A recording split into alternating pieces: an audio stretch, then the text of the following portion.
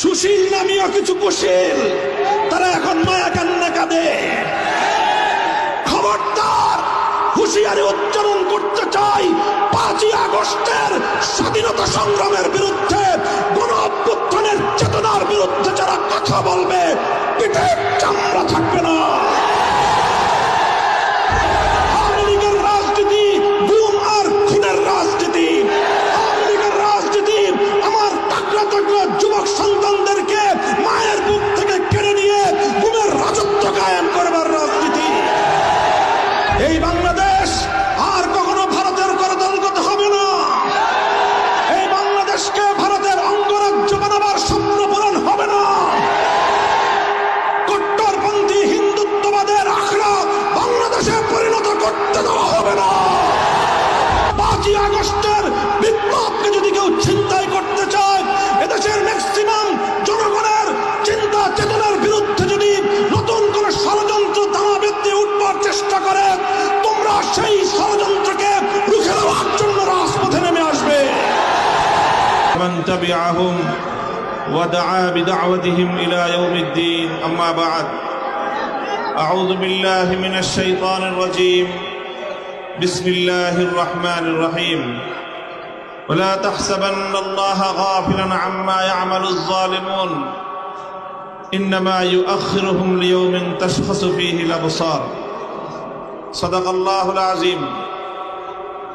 বাংলাদেশ খেলাফত মজলিস মাধবপুর উপজেলা শাখা কর্তৃক আয়োজিত আজকের এই সমাবেশে উপস্থিত সংগ্রামী সভাপতি, উপস্থিত বাংলাদেশ খেলাফত মজলিসের কেন্দ্রীয় জেলা ও উপজেলা পর্যায়ের দায়িত্বশীল নেতৃবৃন্দ, উপস্থিত ওলামা পরিষদ সহ স্থানীয় ওলামা নেতৃবৃন্দ, বিভিন্ন রাজনৈতিক দল ও গোষ্ঠীর সমবেত দায়িত্বশীল নেতৃবৃন্দ, মাধবপুরের সর্বস্তরের তৌহিদি জনতা, বাংলাদেশ খেলাফত মজলিস, খেলাফত যুব মজলিস ও ছাত্র মজলিসের বিভিন্ন ওয়ার্ড, ইউনিয়ন ও উপজেলা পর্যায় থেকে সমবেত আমার প্রিয় কর্মীবৃন্দ, আমরা আজকে ঐতিহাসিক আগস্ট বিপ্লবের 1 মাস পূর্ণ করতে চলেছি। এই পর্যায়ে আমি আজকের এই সমাবেশে দাঁড়িয়ে মহান রব্বুল আলামিনের দরবারে শুকরগুজারি আদায় করছি, যিনি দীর্ঘ 16 বছরের ফ্যাসিবাদী স্বৈরাচারী বাংলাদেশের মানুষের বুকের উপর চেপে বসা জগদ্দল পাথরের ন্যায় জালিম শাহী হাসিনাকে উৎখাত করে এদেশের মানুষের জীবনে স্বস্তি ফিরিয়ে দিয়েছেন। আমি শ্রদ্ধা ভরে স্মরণ করছি ছাত্র জনতা সহ ফ্যাসিবাদ বিরোধী আন্দোলন এবং সংগ্রামে যারা অকাতরে বুকের রক্ত ঢেলে দিয়ে বাংলাদেশের মাটি এবং মানুষকে তারা মুক্ত করেছে। এদেশের মানুষের মুক্তির জন্যে, মানুষের অধিকারের জন্যে, ন্যায় এবং ইনসাফের জন্যে, জুলুম এবং শোষণের অবসানের লক্ষ্যে শত শত হাজারো মায়ের বুক খালি করে আমার যে সকল দামাল ছেলেরা, সন্তানেরা, বোনেরা, মায়েরা, বাবারা যারা তাদের জীবন দিয়েছেন, শাহাদাত বরণ করেছেন, সকল ইমানদার শহীদ এবং অন্যান্য আত্মদানকারীদের শ্রদ্ধা করে আমি স্মরণ করছি।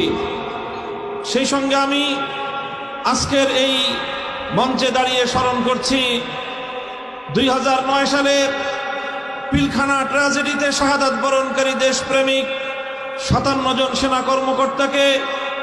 স্মরণ করছি 2013 সালের শাপলা চত্বরে জালিমের বুলেটের আঘাতে ঝাঁঝরা হয়ে যাওয়া নবী প্রেমিক হেফাজতের কর্মী এবং আলেম ছাত্র জনতা ও তৌহিদি শাহাদাত বরণকারীদেরকে। স্মরণ করছি 2014, 15, 16 সালে ফ্যাসিবাদের গুম, খুন, হত্যাকাণ্ডের শিকার বিরোধী নেতাকর্মীদেরকে। স্মরণ করছি 2021 সালে নরঘাতক গুজরাটের কসাই নরেন্দ্র মোদীর আগমনকে রুখে দেওয়ার প্রত্যয়ে দীপ্ত হেফাজতে ইসলামের শাহাদাত বরণকারী নেতাকর্মীদেরকে। এবং দীর্ঘ আন্দোলন এবং সংগ্রামে যত মানুষ হতাহতের শিকার হয়েছে, যাদের অশ্রুতে বুক ভেসেছে, আল্লাহ রাব্বুল আলামিনের দরবারে তাদের সকলের শাহাদাতকে কবুল করে শহীদের মর্যাদা দান করার প্রার্থনা এবং দোয়া করছি। সেই সঙ্গে যারা যেভাবে ক্ষতিগ্রস্ত হয়েছেন, আল্লাহ রাব্বুল আলামিন যেন তাদের সকলের সেই ক্ষতি কাটিয়ে উঠবার তৌফিক দান করেন, সেই দোয়া করছি।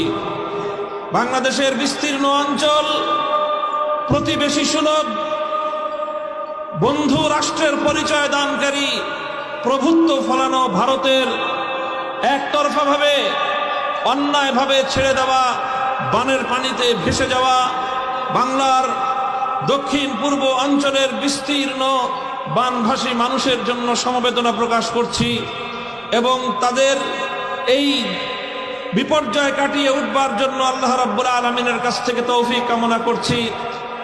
দেশবাসীর প্রতি আহ্বান জানাচ্ছি, বন্যায় প্লাবিত মানুষের পুনর্বাসনে আপনারা যার যার সাধ্য এবং সামর্থ্য নিয়ে তাদের পাশে দাঁড়াবেন। প্রিয় সাথী ও বন্ধুগণ, বাংলাদেশে 5ই আগস্টের এই বিপ্লবকে, বৈষম্য বিরোধী এই গণ অভ্যুত্থানকে এদেশের মানুষ বাংলাদেশ